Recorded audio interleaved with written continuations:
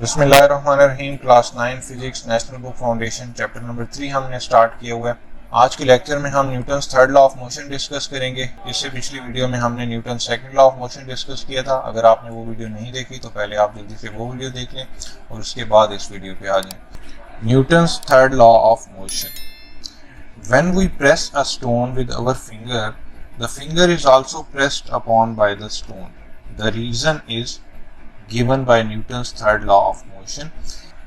लेकिन जब भी आप किसी स्टोन को, किसी पत्थर को अपनी उंगली से दबाते हैं तो क्या होता है कि आपकी उंगली में भी दर्द होता है, आपकी उंगली में भी आप पेन फील करते हो। ऐसा क्यों होता है? क्योंकि वो स्टोन भी फोर्स अप्लाई करता है आपकी उंगली के ऊपर। ठीक है, which can be stated as whenever one object exerts a force on a second object, the second object exerts an equal and opposite force on the first object. कि जब भी एक ऑब्जेक्ट किसी दूसरे ऑब्जेक्ट पे फोर्स लगाता है तो फिर दूसरा ऑब्जेक्ट भी वापस उस ऑब्जेक्ट पे फोर्स लगाता है, जिसका मैग्नीट्यूड तो इक्वल होता है लेकिन उसकी डायरेक्शन ऑपोजिट होती है। ठीक है, जैसे कि ये एक वॉल है, ठीक है, और आप इस वॉल के ऊपर ऐसे मुक्का मारते हो, इस दीवार के ऊपर मुक्का मारते हो इस तरह से, तो क्या होता है, दीवार को तो दर्द हुई या नहीं ये तो पता नहीं, लेकिन आपके हाथ में जरूर दर्द होती है। क्यों? क्योंकि दीवार भी वापस फोर्स लगाती है। फॉर एग्जांपल, आपने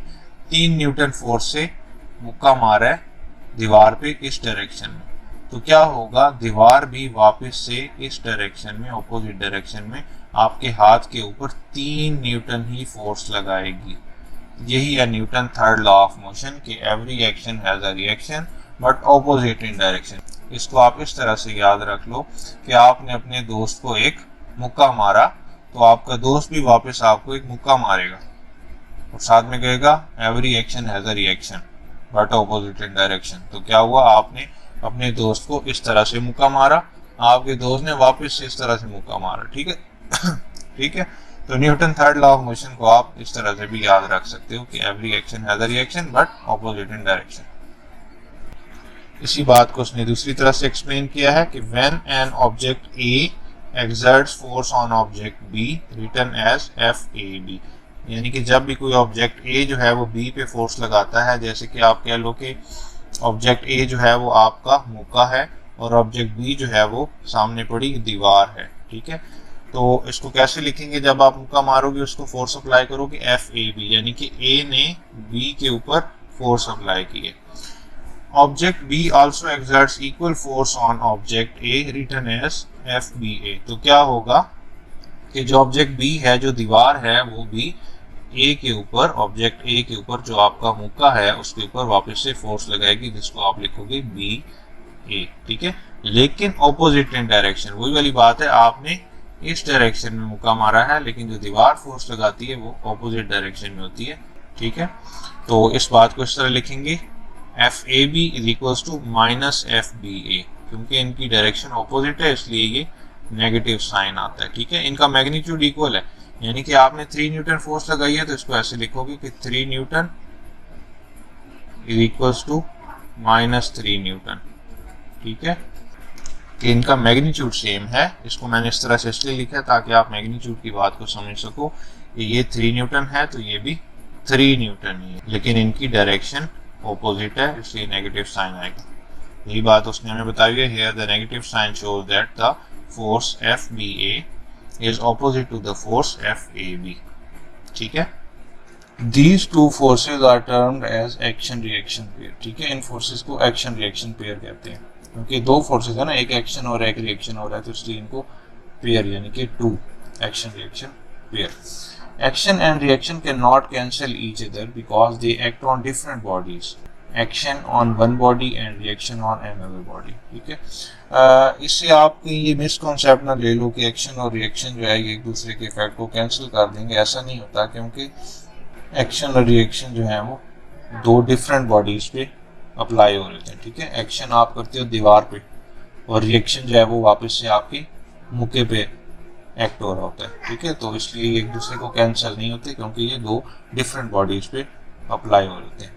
When we kick a football as shown in figure 3.13 ये फिगर है आपके पास। ठीक है, जब आप फुटबॉल को किक मारते हो तो जो आपका फुट है वो एक फोर्स लगाता है FAB, जिसको आप कह लो फुटबॉल के ऊपर, ठीक है। तो एज अ रिएक्शन क्या होता है कि फुटबॉल भी आपके फुट के ऊपर एक ऑपोजिट फोर्स लगाता है इक्वल मैग्नीट्यूड की, जिसको आप कहते हो FBA, ठीक है। Both these forces are equal in magnitude and opposite in direction. देखें, अगर आपने फुटबॉल को किक मारने के लिए इस डायरेक्शन में 3 न्यूटन की फोर्स लगाई है तो क्या होगा, फुटबॉल भी ऑपोजिट डायरेक्शन में 3 न्यूटन की ही फोर्स आपके फुट के ऊपर लगाएगा, ठीक है। यानी कि इनका मैग्नीट्यूड यानी कि 3 न्यूटन सेम है, इनका मैग्नीट्यूड सेम है, लेकिन चूंकि इनकी डायरेक्शन ऑपोजिट है इसलिए नेगेटिव साइन यूज होता है, ठीक है। तो both these forces are equal in magnitude and opposite in direction. तो इसी बात को उसने इस तरह से यहाँ पे लिखा हुआ है, ठीक है।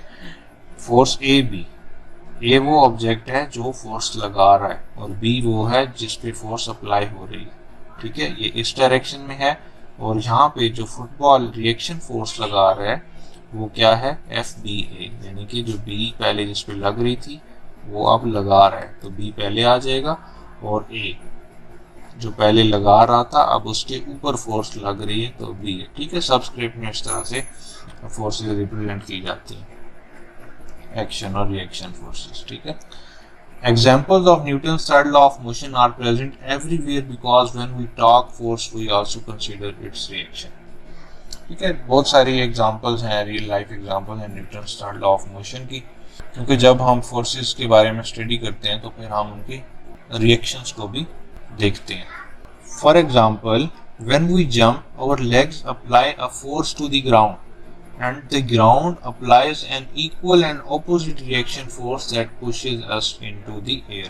कि जब आप जंप करते हो, ठीक है, जमीन पे जंप करते हो तो आप जमीन के ऊपर फोर्स लगाते हो, तो फिर क्या होता है, जमीन भी आपके ऊपर एक रिएक्शन फोर्स लगाती है जिससे आप जंप करके एयर की तरफ उछलते हो, ठीक है। When we punch an object or kick something as an action, we also get a force onto our hands and legs as a reaction force। कि जब आप किसी चीज को किक करते हो, जैसे फुटबॉल के केस में फुटबॉल को किक करते हो या फिर अपने हाथ से किसी चीज पे फोर्स लगाते हो, तो क्या होता है कि जिस ऑब्जेक्ट पे फोर्स लगाई जाती है वो ऑब्जेक्ट भी वापस से आपके ऊपर फोर्स लगाता है, ठीक है। इसको कहते हैं reaction force. That is why we feel pain when punching a wall और फॉलिंग ऑन द ग्राउंड। यही वजह है कि जब आप दीवार पे पंच मारते हो तो आप पेन फील करते हो, क्योंकि दीवार आपके ऊपर वापस से फोर्स लगाती है। और इसी तरह से जब आप ज़मीन पे गिरते हो, यानी कि पूरी बॉडी आपकी ज़मीन के ऊपर गिरती है तो ज़मीन पे फोर्स लगती है, तो जो ज़मीन है वो वापस से आपकी बॉडी के ऊपर फोर्स लगाती है, जिसके रिजल्ट में आप पेन फील करते हो, ठीक है। The exhaust from the rocket creates a downward force which creates an equal and opposite thrust in the upward direction। कि जब गैसेस हैं वो रॉकेट की निचली साइड से जब बाहर निकलती हैं तो क्या होता है, उसके रिएक्शन में एक थ्रस्ट फोर्स लगती है ऊपर की तरफ, जो रॉकेट को ऊपर लेके जाती है। ये एग्जांपल मैंने बहुत डिटेल से समझाई थी आपको लेक्चर 1 या लेक्चर 2 में फिजिक्स के, जिसमें मैंने आपको बताया था कि किस तरह से ये केमिकल्स जो हैं रिलीज होते हैं और अब थ्रस्ट एक्ट होती है। Applying Newton's third law of motion allow us to explore two important forces, normal force and tension force। तो न्यूटन लॉ जो है, तो Newton third law of motion जो है, ये हमें अलाउ करता है कि हम अच्छी तरह से एक्सप्लोर कर लें, एक्सप्लेन कर सकें दो इम्पॉर्टेंट फोर्सेस, जो कि एक है नॉर्मल फोर्स और एक है टेंशन फोर्स।